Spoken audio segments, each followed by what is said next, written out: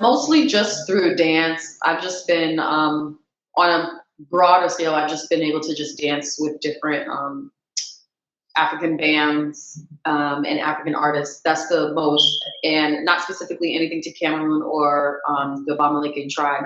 It's been just like reading articles and notes about finding like why am I so interested in dance and style, but and why I don't have a necessarily particular style, but I haven't dove too deep into like the language. I wouldn't even know what language to even know to even dive into, but just through dance is mostly how I dove into it on the broad scale of finding about just my African ancestry.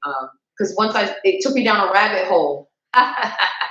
It was like, all right, Cameroon, all right, Mamaleke tribe, all right, spiritual essences, and then it just went like this rabbit hole of all things Africa, and on a spiritual level, I've just been able to dive deeper into that element, which has been really joyous because on another scale, I've like combined it with like, all right, I'm not going to go off the chain, but that's been my experience.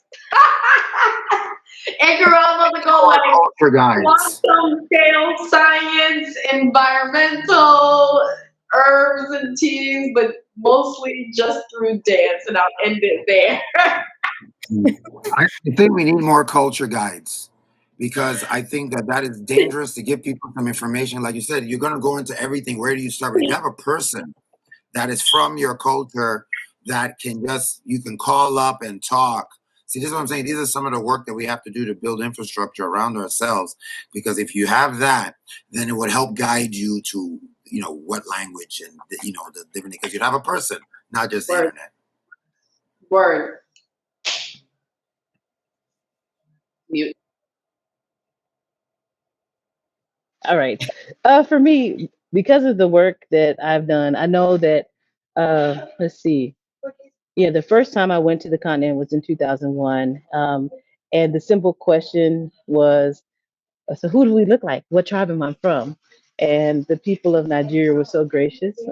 They said that I think I was Igbo. Yes.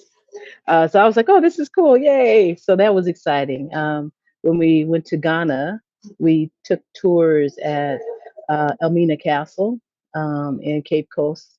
And in that particular tour, which is a very spiritual experience anyway, because you see possibly the place or a place similar to where your ancestors entered through the door of no return. And it is, I mean, it is something to think about what they had to endure as they went through the transatlantic. And then in South Africa, I think because there's so many tribes, so a lot of people were very nomadic, and so they traveled from all parts of the continent to there. You get a little taste of everybody, and so I probably there. It's definitely the appreciation for land, um, which I didn't have value for before I left.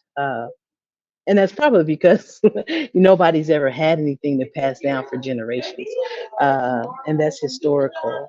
But just that with how they tied so much of their culture uh, with their clan, their people, their language, and everything. So there's just been like little elements where I've taken bits and pieces, just things like, oh, this is beautiful. Oh, I like that, but nothing. Nothing, not too deep of a dive. I guess is what I want to say. But just the traveling has helped me to have a greater understanding.